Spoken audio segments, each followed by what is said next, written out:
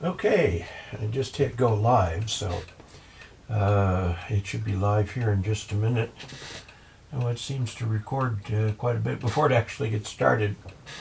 Hello to everyone this evening, JT6188. You were indeed first from Victor Echo 6, Hotel Delta Hotel. Thank you for the good wishes and Happy New Year, and same to you. Ishmael is with us from Domingo. Bill McCullough, David Morgan, Boyd, Ryan V, Mike Oswald.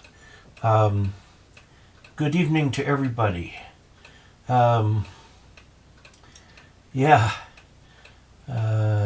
evening from Philly. Hello, Don. How are you? And hello to everybody out there. It was an interesting day today.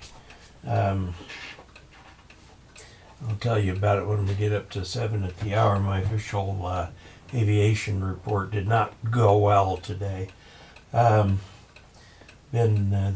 airplane has been plagued with little stuff that's been frustrating to deal with.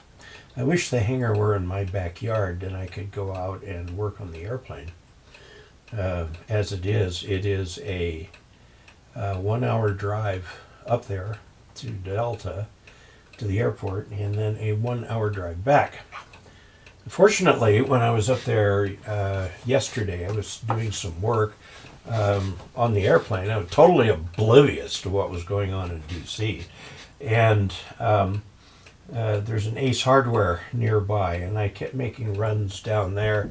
They said, "Oh, you're back." I said, "Yeah, I'm back." I wanted to put a little battery tender on the battery in the aircraft, and you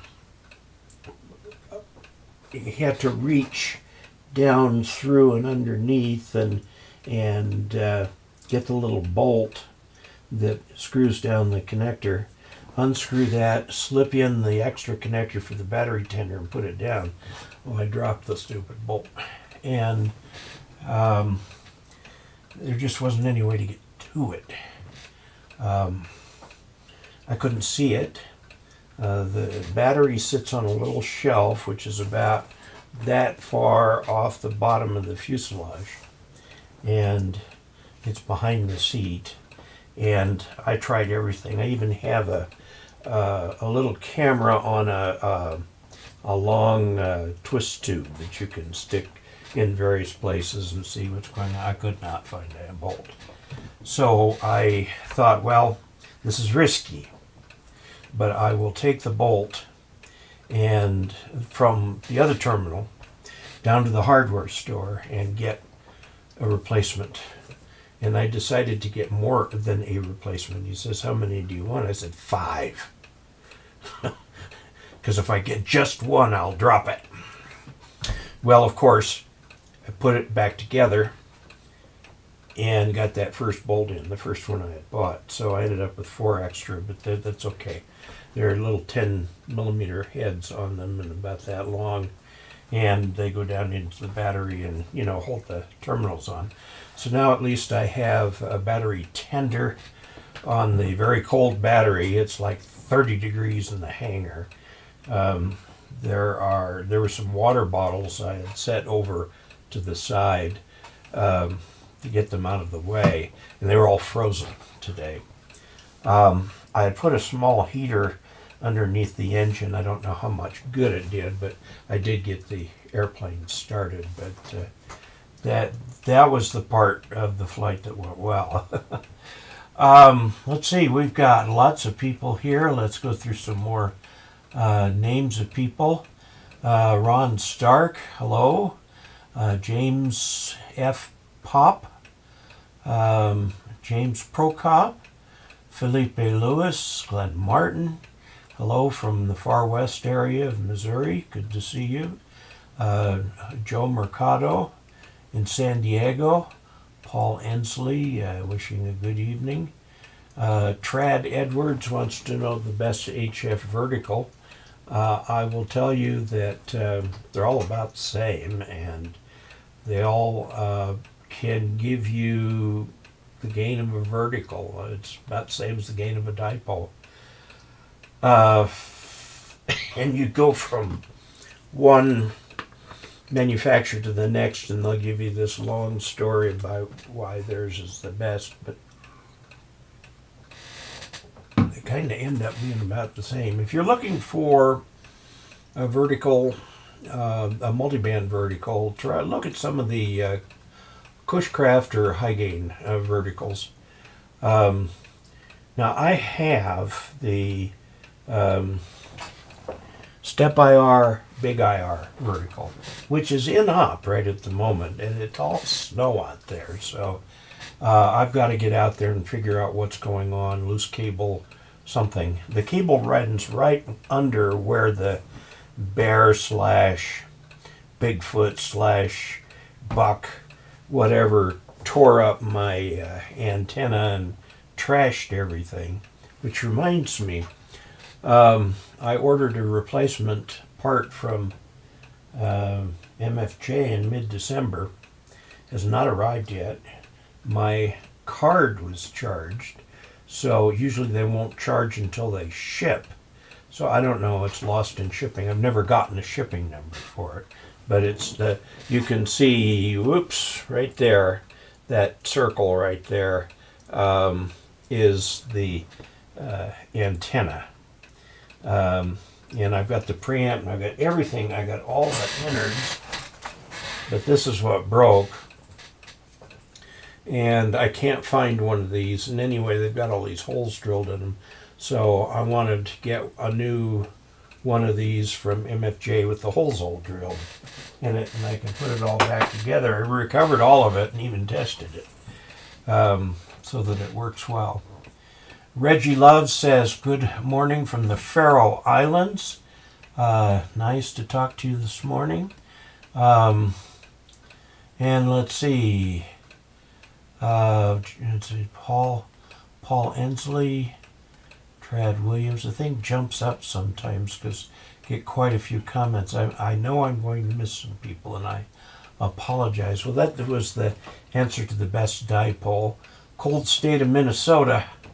Boy, it sure was cold here. I told you how cold the hangar was. There was frozen water bottles in the hangar. The hangar is not insulated. It's just, corrugated metal and waterproof and all that. But to really even attempt to heat it, it'd have to be insulated. You have to put a layer of insulation in there. And they get one of those great big giant gas blow things that hooks to the ceiling. And boy, would that ever be expensive. So I'm going to be doing without. We got into the airplane okay. I got the airplane started. I'll tell you what happened in a little bit. Good evening from northern Colorado. Aloha from Hawaii. And let's see, Ken G upgraded to extra this weekend. Congratulations, Ken. Mark Majors is going for his technician license very soon. Felipe Lewis says Grassfield Landings. There's no grass out here unless you water it. At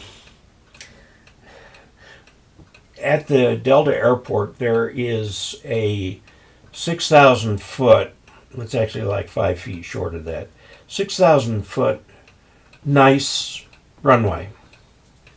And there is also a 2,000 foot gravel runway that is called the crosswind runway. We had a horrible crosswind today. For me, it was 7 miles an hour, almost directly crosswind. I'll tell you what happened when we get to 7. Let's see. Oh, got lots of people here.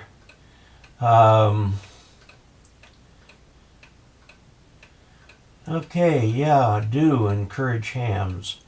Took 20 days recently to get a Christmas card. Yeah, the Postal Service and the entire country's shipping network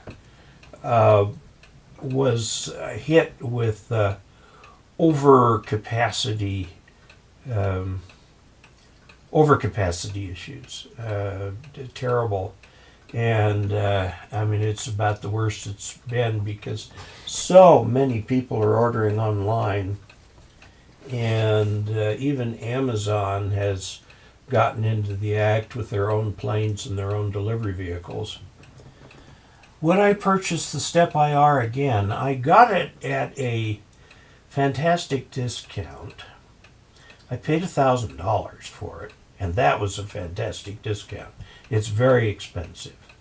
And it works just fine when it works. And one of the nice things about it, there's an 80-meter coil for the thing, and instead of just being for one narrow little part of the band, you can step a relay through different connections to the coil so that you can cover the entire 80-meter band, which is very nice. Very hard to do it. The call is OY1R. Oh, that's from Reggie, yes. And Durango. Just installed SDR Angel on my Linux, but does not work for DMR near me.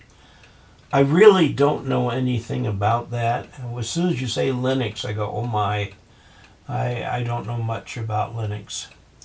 Hello from Kalamazoo, Michigan. Does the IC705 take batteries?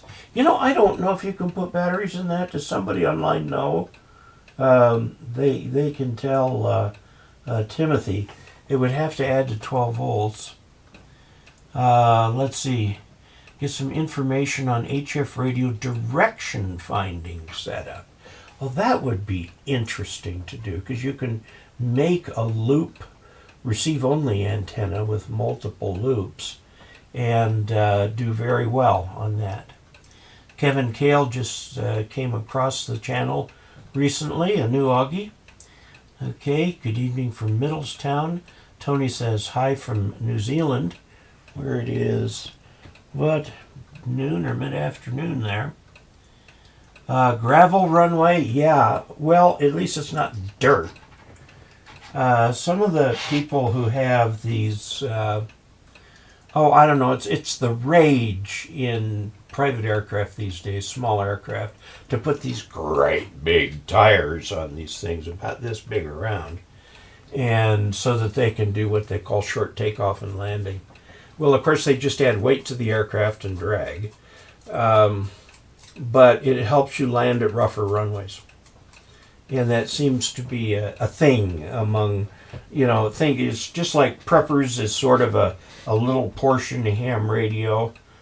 People who do their prepper thing and use ham radio for it. In aircraft, there's this short takeoff and landing, STOL, thing among some people. And they'll go way out of their way to equip their aircraft. And I have seen, there's a guy, Mike Patey, who does this. He has some fantastic aircraft. I saw one of his takeoffs. It's a tail dragger, and just enough air from the propeller to lift the tail up in the air. And so he's just sitting on two wheels right there. And then as soon as he releases the brakes, the wheels do not even make a complete rotation, and he is airborne. About 6 feet. And it's just phenomenal. These guys like to go find mountain tops to land on and things like that, anywhere they can find a stretch of mountain with some grass on it. And one of the subgroups of that, they're really stupid people in my mind, they like to do what they call water ski. They will fly so low over water that their wheels are touching the water. They call that water skiing. And if you move your stick forward by about the thickness of a human hair, those wheels are going to dig in, you're going to flip your aircraft. But, it's somebody has always got to, what limit can I step over today? So I look at these videos of these people doing these things and going, oh my. Okay, so let's see. For first radio, what would you do, IC705 or IC7300? Definitely 7300. The 7300 is a 100-watt radio. The IC705 is a QRP radio. Okay, you would definitely want to do the 7300. Now, the 705 costs more than the 7300, which just doesn't make sense to me. This is what I'm starting to work on, is the little QCX. This is a 20-meter QRP rig. I've got the T1, the transformer, on there so that it is, I'm absolutely certain it's on there properly. And I was going to do a little bit more work on that today. I'll do a video on that tomorrow. I'm trying to do every other day as a video on that construction project, and then do something on the others. Okay, we're getting close to, the IC705 ships with a BP272 lithium-ion battery pack. Okay, there's the answer. Okay, so Greg is being persistent. He didn't pass the general this week, was going to take it again in a couple weeks. Go to ke0og.net/general, and you'll find all my videos there that you can review for the parts that you weren't sure of. And good luck to you, yes. Yeah, death is the limit. And some people do that. Didn't that start a long time ago at the Wisconsin Dells? I wouldn't be surprised. Let's see. 75 costs more because it's the new hotness, yes. J3 Cub can just barely kill you. They make replicas of those today, and I was up yesterday at the airport, and I was over at the FBO's hangar, and then going over to my hangar, the one I rent, and there was a Cub J3, bright yellow, I mean yellow airplane, and it was gassing up, and I thought, well, I'll just go around it. Well, he took off the same time I started to pass him. So, oh well. Okay. Yeah. Let's see. It is necessary in areas that have bogged down in the Air Force. Yes, I know, it's absolutely true what you're saying about the bush pilots in Alaska. Yes. Dave, do you know when the 0 call prefix was created out of the 9 prefix? I don't. It was quite a while ago. Definitely post-war. But it was before I got my license, I think. I'd been licensed for 45 years. Let's see. ATAS 25 Yaesu screwdriver antenna that works very well as an NVIS antenna. Ground mounted with radials. Good. Well, good. Yeah, it'll work. It'll work very well. RC Super Cub. Have you ever had to chase down power line noise or other sources outside my own QTH? I haven't. I know others have, and they keep working on them. Yeah, there was a real problem with the German subs in World War II, right off the East Coast. They were sinking aircraft, they were sinking ships like mad, and Admiral King just really wasn't doing anything about it. Hello from Argentina, Gaston. Okay, it's 7 o'clock. Couple things to report. First of all, I'm Dave Casler, amateur radio call sign KE0OG, here with our Thursday evening in the U.S. It's Friday morning in much of the world. Or Friday. It's Friday afternoon, I think, in some of the world. And this is our live stream that we have every Thursday. And welcome to this. The purpose of this is to answer viewer questions.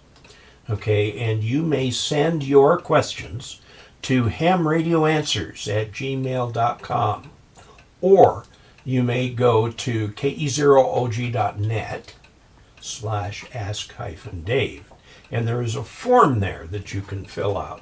Now, somebody managed to send me a picture along with that form, so apparently there is a way that you can attach a picture to that.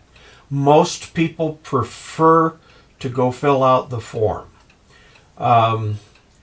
But your email address is required to fill out the form. So either way, if you have a longer, like several photographs or something, the hamradioanswers@gmail.com might work better. Now, I have to admit, I can't get to all the questions. I will try to do so. But there isn't enough time in our weekly question and answer period. I do go through the questions when I'm looking for topics for videos. So sometime I will take a question and answer it with a full video. And I don't know that I've been perfect with this, but usually try to alert the person who asked the question that there's a video up there about that. I have had 2 videos that have brought to pass much very interesting stuff. Let me open up another studio window here. I've had a video go viral, and why this particular video went viral, I don't know. But it did. I had 2 videos that were tracking about equally. Why is coax 50 ohms, and can I put an antenna over my house? The put an antenna over my house has got 21,940 views, which is very interesting considering that my normal video might top out about 5,000 views. And then this video, why 50 ohms, has hit 91,024 views. And YouTube is telling me it's people coming into YouTube being directed from somewhere else. So someone has glommed onto this, but this one is going viral. And it's crazy. It's just crazy. I got over 10,000 views on add a receive only antenna to your radio. Now the other video that I knew would be controversial is the one I did last night on civility and ham radio. The response to this video was overwhelmingly positive. What I did was I went through the amateur code, which is at the beginning of every edition of the Radio Amateur's Handbook, and it talks about how people should behave on the air. Now, I had somebody tell me, stick to the technical stuff, don't tell us what to say. And I went, wait a minute, time out. What we say on the air is part and parcel of ham radio, and there are best practices in that regard, just as there are best practices in all different kinds of other things. And best practices is to follow the amateur code. And if you're interested in that, see the video yesterday, and please feel free to comment. Some of the comments don't understand the meaning of the word democracy. They point out that we live in a republic, and the answer to that is yes, absolutely, we do. We pledge allegiance to the republic, to the flag, and to the republic for which it stands. It is a republic. The term republic means that the people elect representatives to govern for them. Now, if you go to a place like Switzerland, which is much more of a democracy, a pure democracy than the U.S., many, many, many matters that we would expect Congress to handle or the State House to handle are put directly to a vote of the people. And the people vote directly. That's direct democracy. The republic that we live in is, it's a form of democracy, but it's less direct. We elect representatives who in turn govern. And of course that was what the whole thing was about yesterday, was the people did go through an election, and there were a bunch of people who were very unhappy with the certified outcome of that election and tried to overturn it. And then they draped themselves in the flag and call themselves pro-democracy. I don't get it. Well, I do get it. They're lying, but, you know, the Senate and the House managed to do their jobs in spite of the mob. So very good.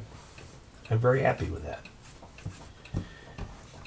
I think a lot of our representatives were a little fearful. There's a picture of some woman congressperson. It wasn't identified who she was, but she was laying down to hide from the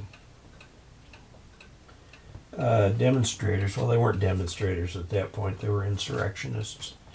They were demonstrators till they got to the Capitol. But there's this picture of this other representative holding her hand, trying to comfort her. It must have been terribly frightening. Okay, so that ends that. That is the end of the politics, if you will, and why I made the video on civility in ham radio. Because I have noticed in the air that people do not follow best practices and end up, people get angry and frustrated, and ham radio isn't fun again. So anyway, I'm done with that. Let's go back to the comments so we can take a look at the comments. What's the best HF dipole? It's the one you've got. You can make them yourself. If you're going to make your own dipole, you can start with like a 40-meter dipole, 66 feet long, feed it in the middle, and you can put a fan dipole out on that thing for 20 or for whatever band you want. If you don't quite have room enough, you can let the ends sort of hang down. There's all kinds of things you can do with dipoles. And the nice thing about dipoles is they're dirt cheap. The reference antenna for our reference station for this channel, if you go KE0OG.net /Casler.com/reference. I think KE0OG.net will get you there too. By the way, KE0OG.net is a subset of Casler.com. Okay. And it just sort of ended up, the two kind of got all tangled up with each other. And I don't want to change the URLs because people know where the training materials are. You go to KE0OG.net /training for the tech, /general for the general, /extra for the amateur extra. Now, why didn't I pick /tech? That was a mistake. I didn't realize at the time I was going to do training videos for all 3 license classes, so I just put training. Okay, but anyway, people use it. Let's see, which one, the G90 or the X5105? I have both of those radios. I think I like the G90 better. They must be getting ready to move to something else, because I've noticed MFJ is putting a big emphasis on selling the sales for those. It says coax 50 ohms was awesome, thank you. Trad Edwards has asked multiple times, what is the best HF dipole? And I was starting to tell you about the reference antenna. The MFJ 4020, I'm sorry, MFJ-2010. That's the model number, 2010. It is a 40 meter, 20 meter off-center fed dipole that will also work on 10 meters and 6 meters. Okay, it covers all of 40 and all of 20, which the The trap dipoles don't do. They don't cover all of 40. But this dipole is like $75, something in there. It's like a tenth of the price of a nice all-band vertical, and but it does take 66 feet to string it up. Now there are other antennas you can put up if you have less room. For example, the MFJ 17754, which is a 40-20 trap dipole. It covers about half of 40 and all of 20. It's only 42 feet long. Okay, so if you have less room, you could put that up. And it's about the same price as the other one. And it's also, no, it's just fed in the middle with coax. The reference antenna actually has a balun in it. One is a choke balun, and then the other one is actually a current balun with a 4-to-1 impedance ratio, so you can get the impedance right at that point. Very nice little dipole. That's kind of the one I like. Okay. And Stephen Brown says he's unsubscribing. I'm not sure for what. I must have missed a comment from him. Easy come, easy go, I suppose. This is a problem with politics. Everybody says I got the right to say something. And then when I say, well, I really don't agree, I suppose. Let me look at my stats here. Dashboard. I have been getting new subscribers at the rate of about 1,000 a month. The past 28 days I got 2,715. About 2 weeks ago I just broke 78,000 subscribers. I now have 79,839, and in the next couple days we'll go into the 80,000s. And revenue is way up. I don't know, whatever I'm doing. I think it was that one video on the 50 ohms. Be kind of interesting to know where all the things, yeah.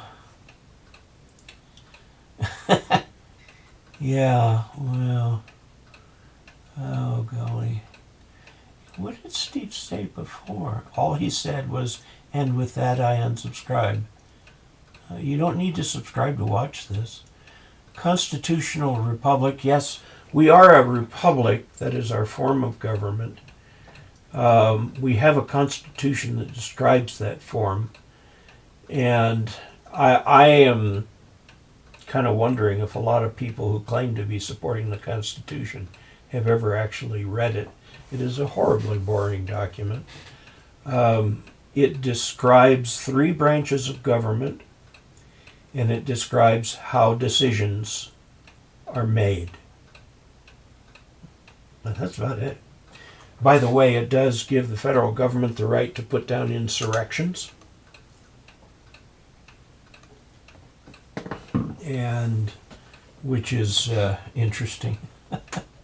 But the thing is, the term insurrection has a specific legal meaning. We crossed it yesterday. That was an insurrection. But what they'll do about it, I don't know. Personally, quit Dave. And with that, I unsubscribe. Okay, whatever. Felipe Lewis sent a $49.99 or $50 into the channel funds pot. Thank you. Saying freedom and freedom of speech. Well, I tried to do that. Yeah, getting closer to the 100K. That way I can put that little YouTube plaque somewhere strategically where it's always in the view. Okay. Oh, well, must have been. Okay. Why 50 ohms? Yeah, and basically what I said in there was, I said I've heard a lot of stories, and I found a story on Wikipedia, and I just told the story of Wikipedia. Actually, some Wikipedia pictures. And they say it was the geometric mean between the best for receive and the best for transmit. Okay, great. And of course now, did you ever get an email about a mag loop that needs repair? Send it on your website. No, I may have, but like I said, I'm not getting everything. Channel's turning into political and plain show. Plain show, yeah, there's some truth in that. Political, no. I really normally don't like to talk about politics. And I tried to talk about it a little even-sided here. I remember high school government classes, and imagine you remember high school government classes with about the same enthusiasm that I do. Yeah, no politics. Let's stop the politics. No more. I aspire to the amateur code. Yes. Okay, well, let's go through some questions and see what we have here. And we will, Todd, you talk about this being my channel. Yes, it is, literally, but it's our channel, really, when you come to think about it. A channel does not exist in the absence of viewers and subscribers. And I'm trying to hit the ham radio niche. Occasionally other things intrude, but we can stay without that.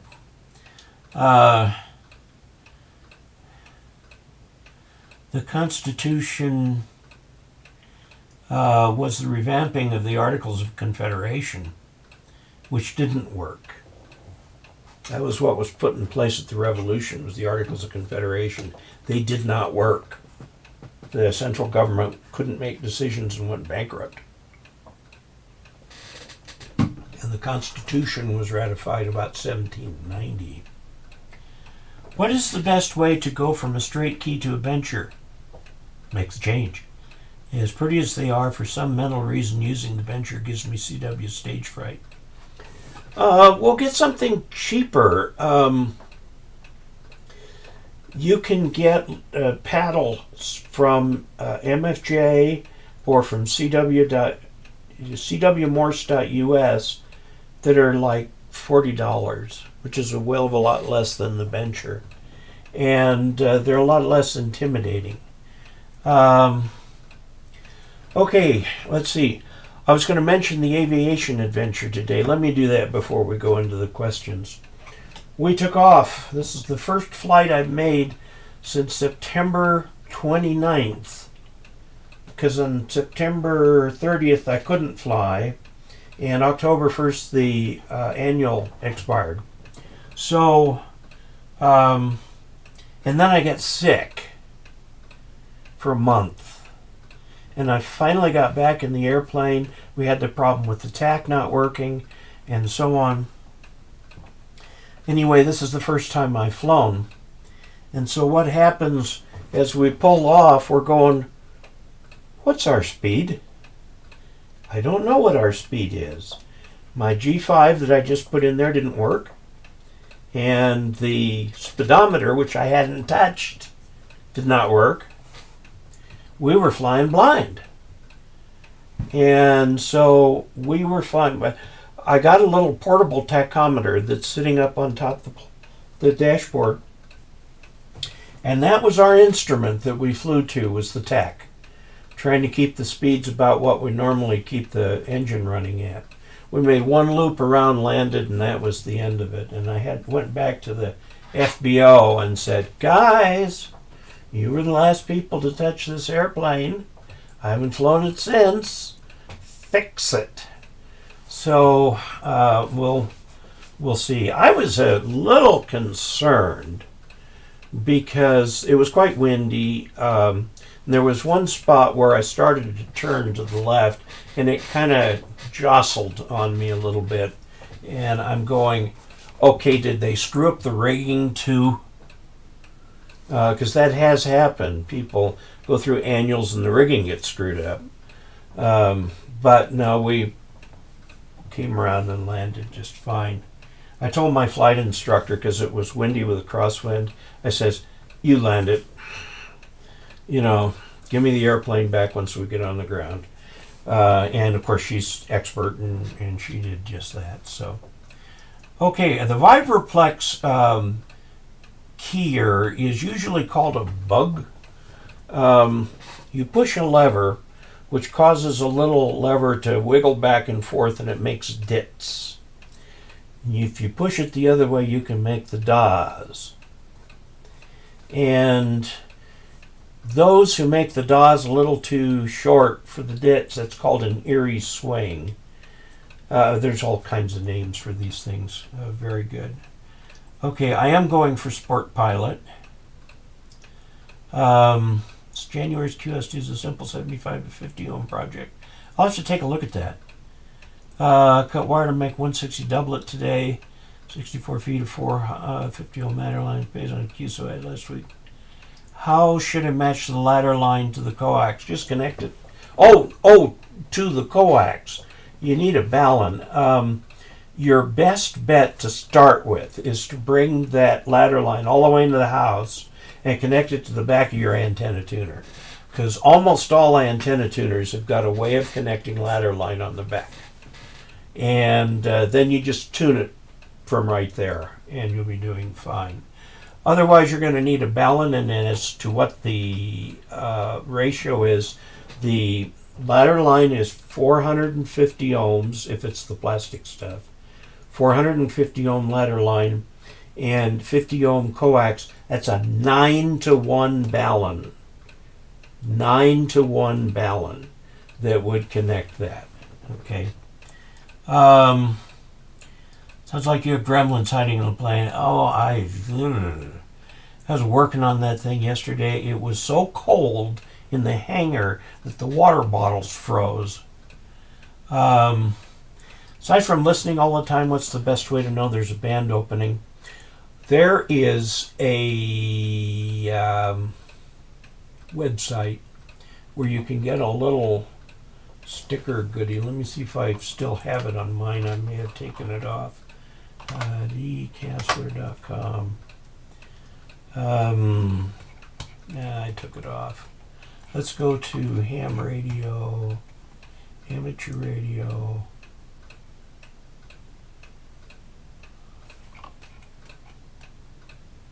Here. Okay, we'll look at the screen. You see this thing down right here? This is courtesy of Paul, N0NBH, and he is at www.hamqsl.com. Okay, and this gives you all your solar data, and then it talks about HF band conditions and kind of what they would be bare. Like 80 and 40 meters are fair at night right now. 30 and 20 fair, but everything else is poor. The geomagnetic field is unsettled, which kind of creates a little bit of a radio blackout. Okay, and so you can go to HamQSL and just look at this, and it's got a whole bunch of ways that you can look at this, and he has the code for this that you can put on a website, like your club website. I think I've got this on our club website. Let me see if I've got it on our club website.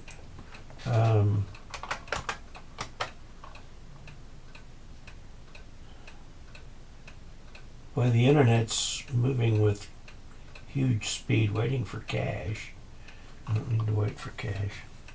Oh well. Anyway, that's a way that you can learn.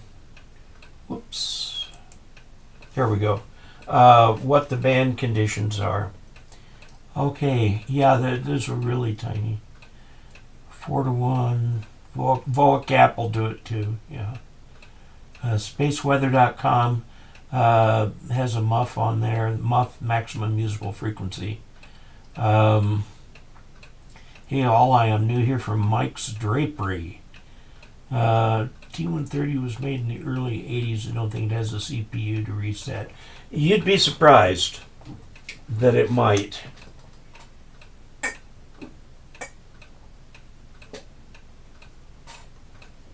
They would probably have called it a processor.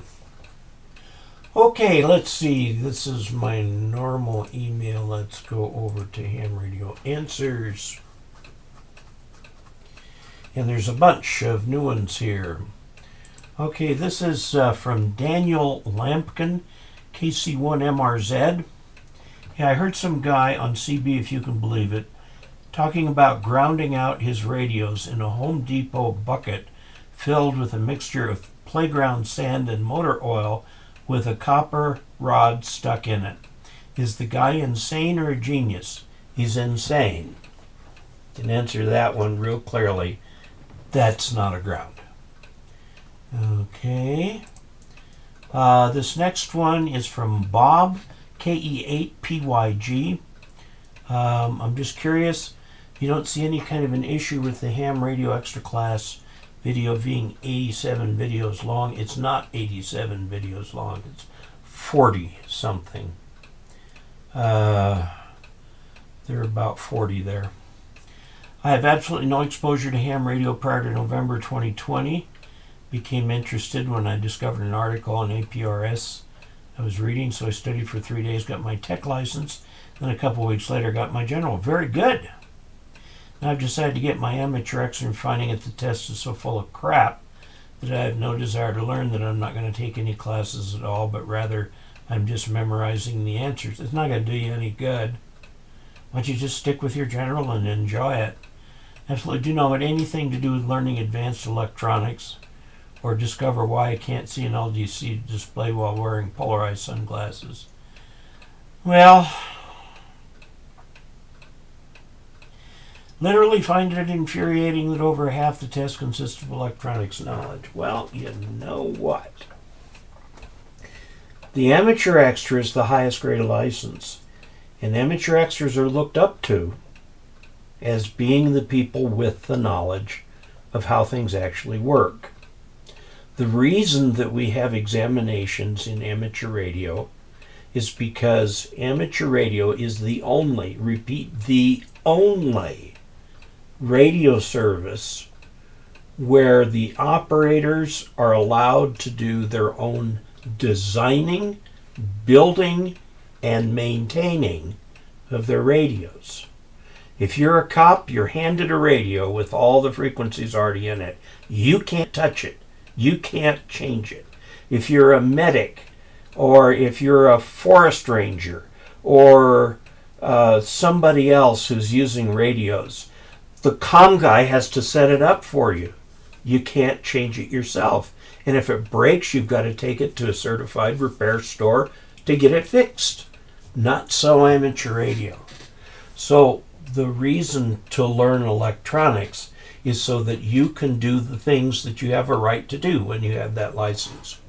So I'll tell you what, I'll just sort of lay a gentle prediction here, Rob, and that is that in 2 years, after getting all you can get out of your general license, you will change your tune and look forward to becoming an amateur extra.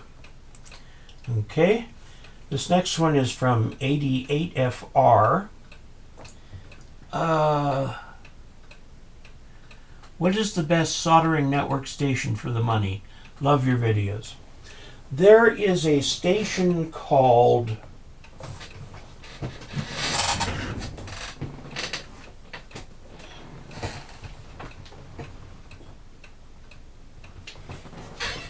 an 852D plus, or 852. It's a model number, and mine happens to be a Yahoo, but there are a whole bunch of Chinese people that brand these as theirs. But go on to, let's see, we can just do it right here. Screen. We'll go to Amazon.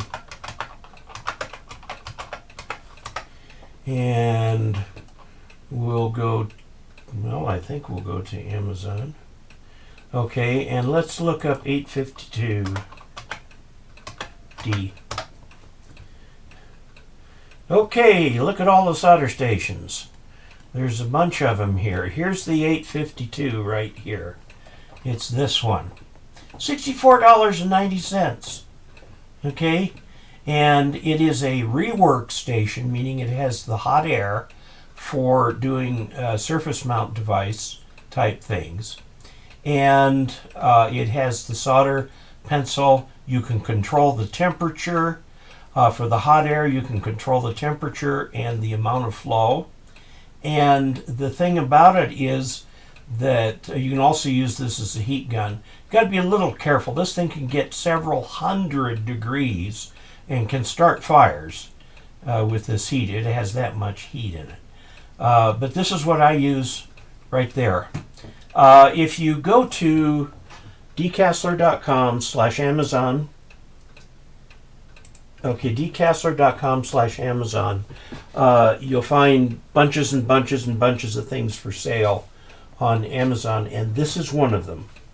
And if you order it through that page, they send me a couple $1 honorarium or whatever they call it, bounty, something like that.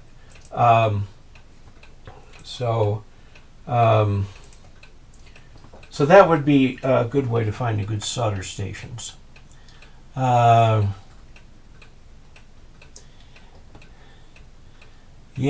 okay. But he puts the bucket of oil on the ground. Eric Smith is laughing at that. Yeah. The Vibraplex, it's not called a keyer. Maybe it is. Let's go look at that. Vibraplex. Vibraplex is literally the oldest brand name in ham radio. There's vibraplex.com. Okay, Vibraplex Morse code keys right there. Okay, one of these days I'm going to get myself one, just so I can say that I've got one. Here's the single lever paddle. You don't want that. You want, well, I think that's what they've got.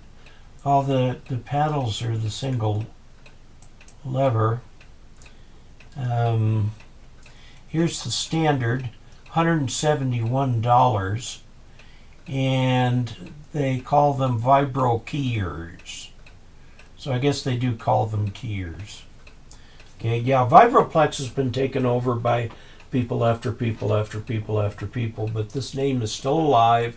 It's still a trademark, and the Vibraplex,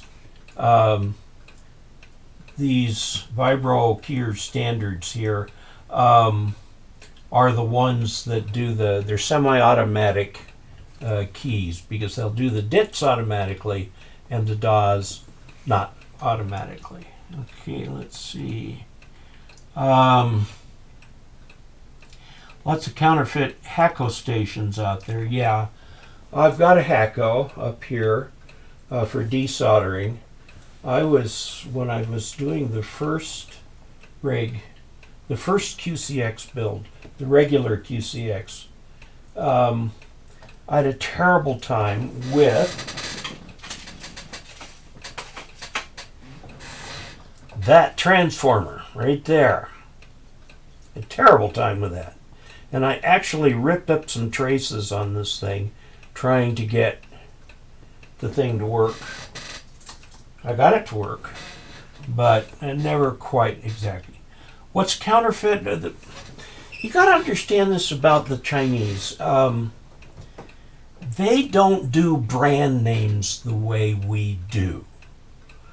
We would be loyal to, say, like GM for cars, and I buy Chevy trucks. You know, I've got a Chevy truck, as a matter of fact.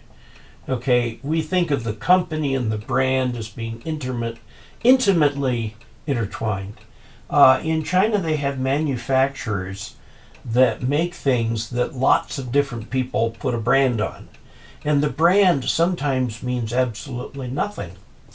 And like this Yahuwah thing over here, never seen anything else made by a Yahuwah. You see this with the Baofeng radios.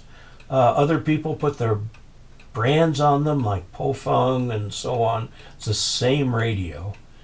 It's just a different way of doing business. It's not bad or good, it's just different. But there is a sort of a element of Chinese. I learned this studying Chinese history. That the sincerest form of flattery is copying. You know, that people are supposed to feel flattered when their designs are copied.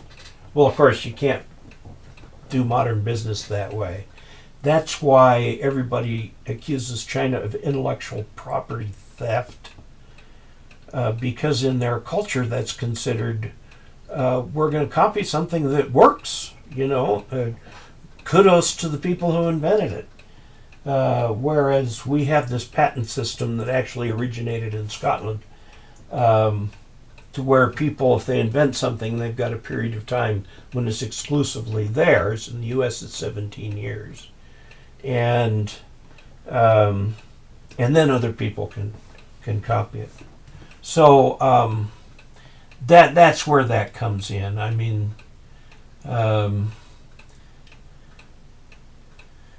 yeah, let's see. Had one in the 60s. Okay. Does it have the wood base? I don't know that the Vibroplex have ever had wooden bases. I think they've been quite heavy. The big chunk of steel, so it doesn't move when you use it. I've seen people get... Oh, bug, yeah. The Vibroplex keyer is called a bug. I guess because of the click, click, click, click, clicking sound that it makes, like a beetle or something. But that term has hung around for a long time, and it means specifically a keyer device that will make automatic dits mechanically and DAWs individually made mechanically. There's no electronics in the thing. Let's see. I was a patent examiner. Trust me, I've seen China copy stuff. Yes. Okay. Says pretty poor. All right. Dipole is a dipole. Or is he still asked about dipoles? Okay. How do you like the 991? A lot of people really love their 991s. Yeah. Thanks for the amateur code video. You're certainly welcome for that. Let's go back and look at a few more questions here. Okay, best remote soldering station. I did a, by the way, that is on my Amazon list of products. Okay, here's one from John Kerner. Good morning, Dave, from beautiful South Georgia. Been a ham for almost 2 years. Boy, Georgia's been in the news. Love your video presentations, very helpful. No Elmer. Want to do a project over winter. Would like to set up an APR digipeater here at my shack.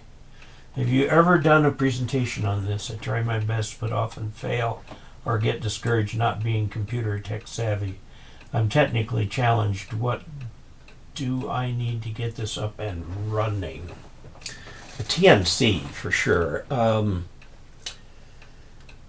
You can buy TNCs like the CAM, I think it's the CAM 3 plus, KAM 3, Roman numeral 3 with a plus, at HRO for about $200, and it connects to your radio, and it does all of the packet stuff inside there. Now, as to whether or not that is literally a repeater for APRS, I don't know. APRS uses packet, but slightly differently than normal packet uses packet. Now, here's what you can do. If you will go onto, it's APRS screen, APRS.fi.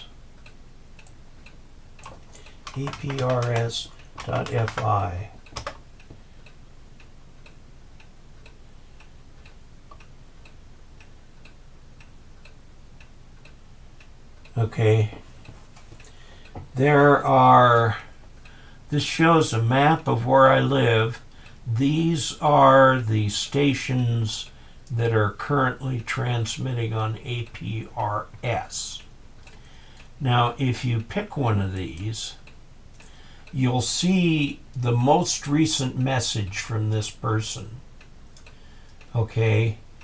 It's got the temperature, pressure, wind, rain. I used to have mine set up like that. APRS, let's try this one right here. Be a water dog, wide one, QAR, start tracking street view. Sometimes these will give call signs, and you can call the person. Sheep N0NHJ. See that right there? N0NHJ. He is the local APRS guru in our area.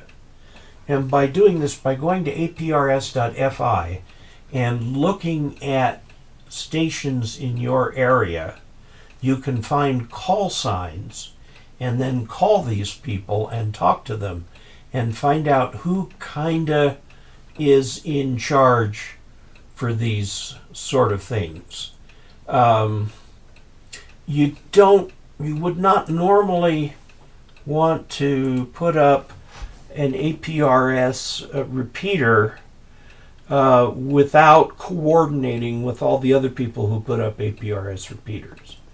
There is a nationwide APRS network. Nearly everything hooks into that aprs.fi, which is where you can find everything collated together. Also, little known is that you can send messages over APRS, and even less known is that you can send emails over APRS. And my APRS tracker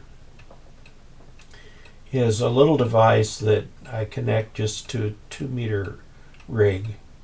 It's 144.39, I think. And I have a roll-up computer keyboard that I can plug into that and roll it out and type in a message and send a message. And you can get messages through those things too. Yeah. That is the sound of a grand clock. It's actually my wall clock right there. Sorry, this cable isn't any longer. And I've just been told that UPS is not receiving enough video to maintain smooth streaming. Oh, I've got a red here. Okay. Yeah, we'll see what happens. I've got a red. Okay. Yeah, that's where it went. Right there. Okay. Hopefully it's a little bit better now. I've still got a red.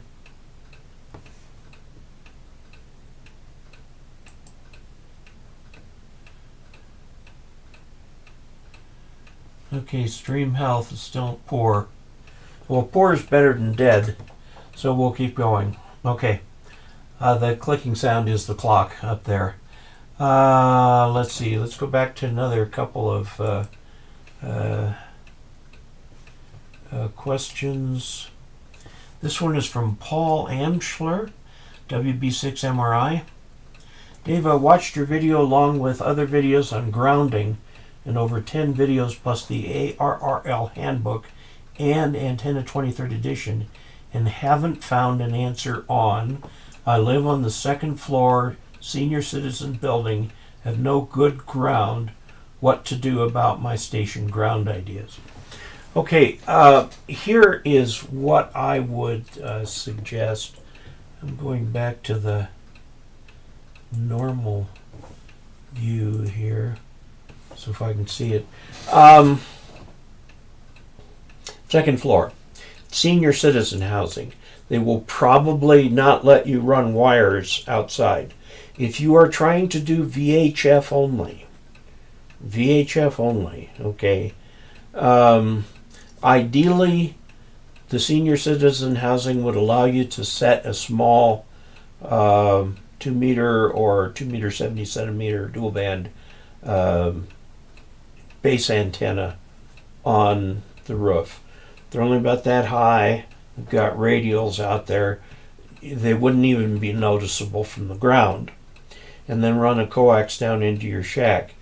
Now, you want to use a power supply with a mobile rig. Use a mobile rig, like an ICOM or Kenwood or Yaesu or Anytone or whatever, Linko. And then use a power supply like the PowerWorks or the Samlex that I've got here, and plug it in with a 3-prong outlet. A 3-prong outlet will give you an electrical ground for the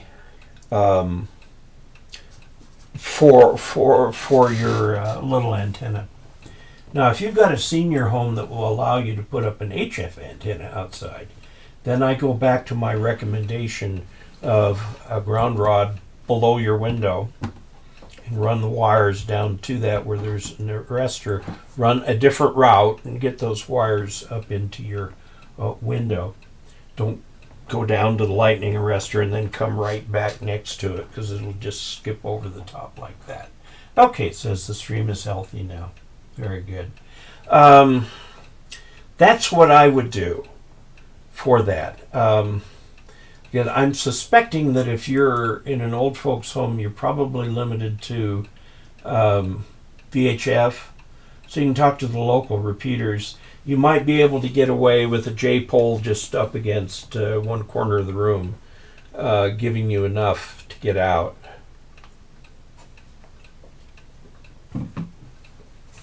Yeah, so that's what I recommend. Regardless of what floor you're on, in a private building, bring those antenna leads all the way to the ground, to a ground rod, and put lightning arresters there, then find another path up into the building where your station is. I hope that helps. Okay, this is from Ben, Victor Alpha 4, Ben. Thanks for making some great content.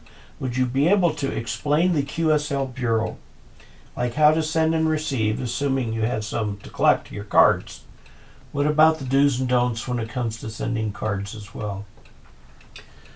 Ben, the problem, of course, is that the QSL card is going the way of the dodo.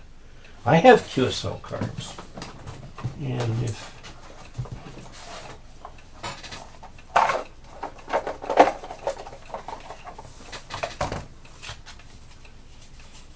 this is all I got left. I have QSL cards. It used to be very common that after you finished a QSL or a QSO, you'd fill out a QSL card and mail it to the person. And that was very common when I first got into ham radio. Postage has gone up dramatically since then. So fewer people are doing it. I think fewer people are thinking that this is, it used to be called the final courtesy of a QSO is a QSL. I find if I send out paper QSLs, I have about a 50% return rate, although I think that's going down. Oh, doggone it. Here we go. They've got some problems with the stream here.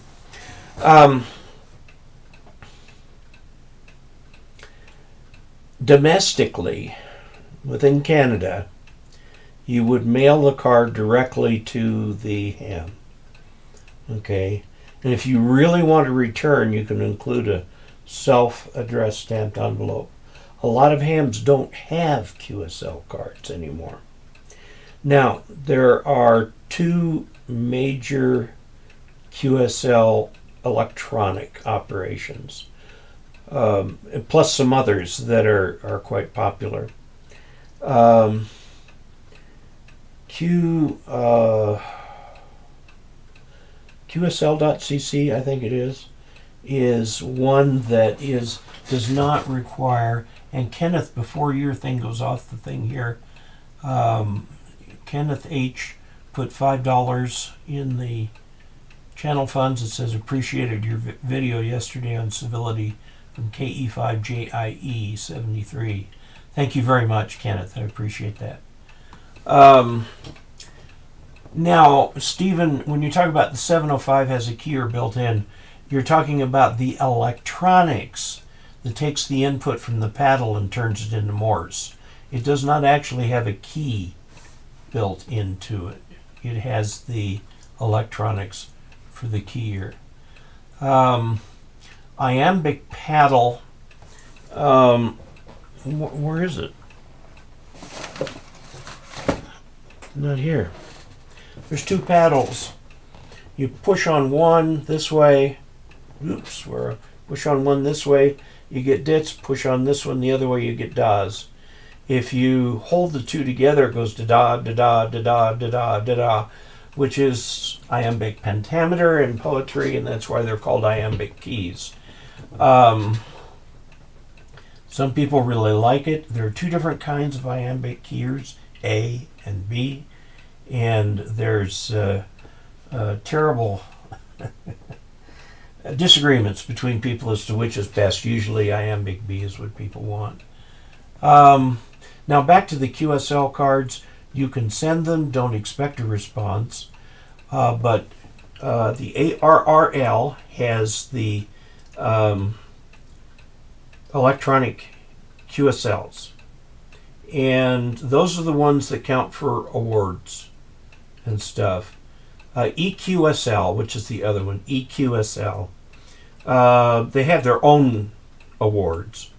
And then there's things like Club Log and so on. There's lots of different ways of doing them electronically, and that seems to be the way everybody is going.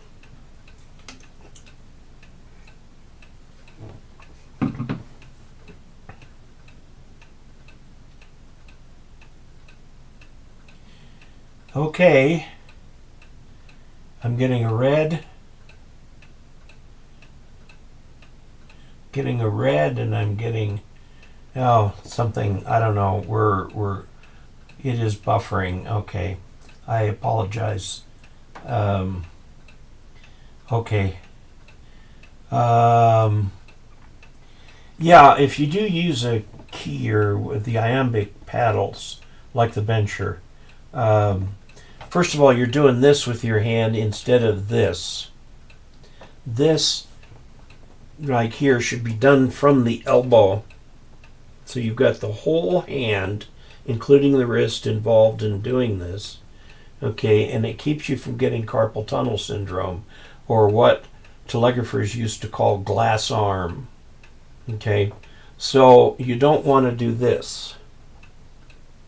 You want to do it from the elbow, so that you don't get the carpal tunnel.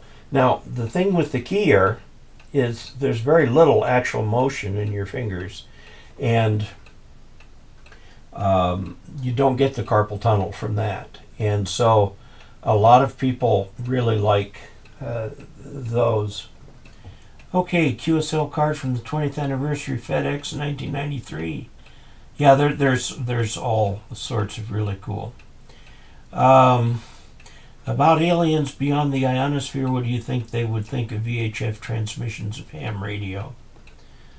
I don't know. Maybe the aliens love shortwave listening and like to listen. Now, shortwave listeners sometimes send out QSL cards of their own. I don't know what is going on with this thing, but this is really poor. We've got poor setup. We're going to have to wrap up, I'm thinking. You're going to stick to the straight key until I make vast improvements in my CW abilities. I would go to a straight key, or go to a paddles at about 15 words a minute. And since you don't want to send any faster, than you can receive in order to keep, because the other person's going to come back to you at your speed. It's very easy to just start rip-roaring on CW on paddles. The whole point of the paddles, the whole point of the whole point of the bug was to be able to send very rapid code. And it used to be that if you were in the Navy or something like that, you could have your own paddle, and it had a little connection. You just push it into the side of a straight key and it'll make the contacts for you. But you had to be a really good operator to use one of those things, and the person on the other end had to be very, very good operator too, to use those. Logbook of the World, thank you. Logbook of the World is the ARRL method, and I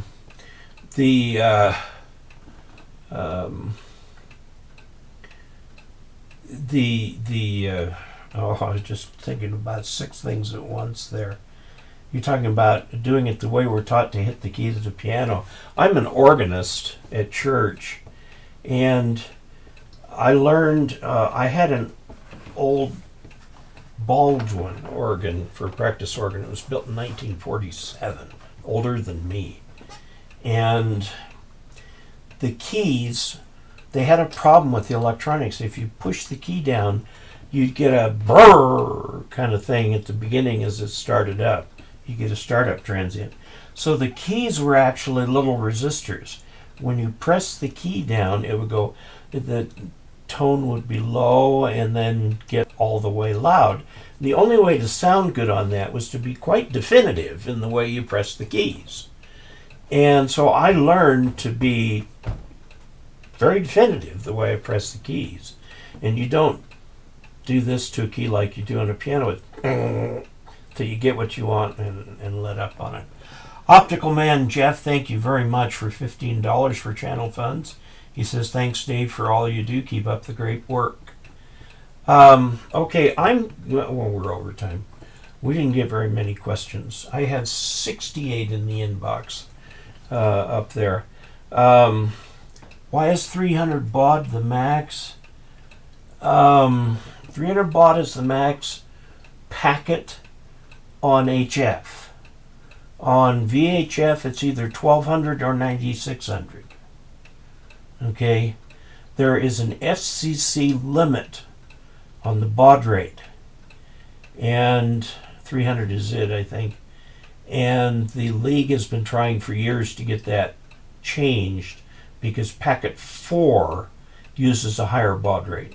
Remember, the baud rate is the symbol rate. Baud rate is, okay, I agree, you're right. Baud rate is repetitive. Baud means symbol rate. It's like hertz means cycles per second. The baud of 300 is something the FCC's had in the rules for ages and they've never changed.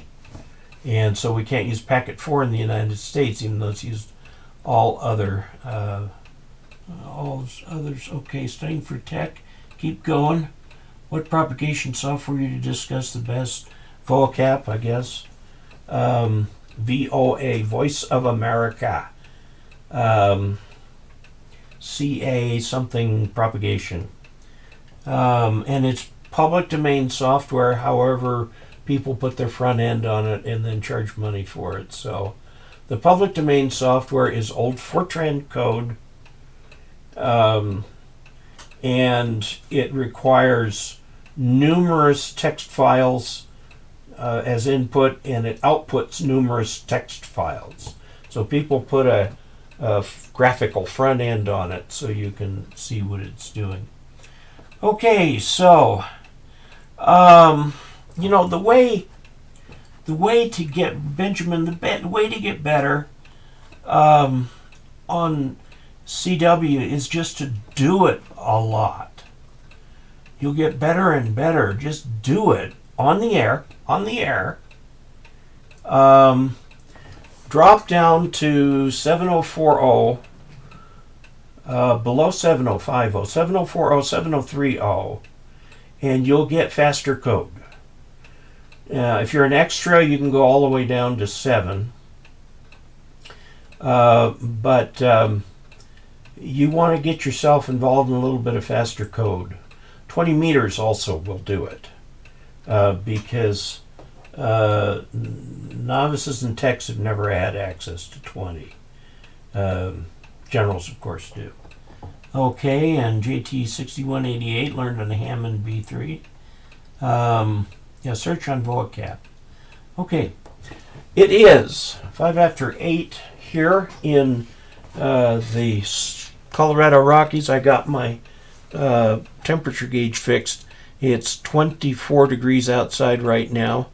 The barometer is high at 33, so the skies are probably clear. So it's going to get stinking cold tonight because there's no clouds to hold the heat in.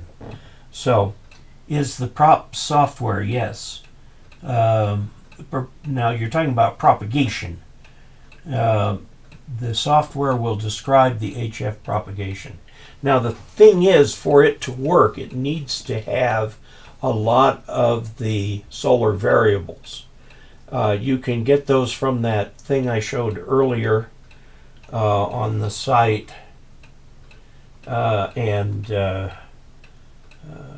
Yeah. Stop meandering and sign off. Okay. Thank you all. I love you guys. I love this community that we can all get together and talk ham radio.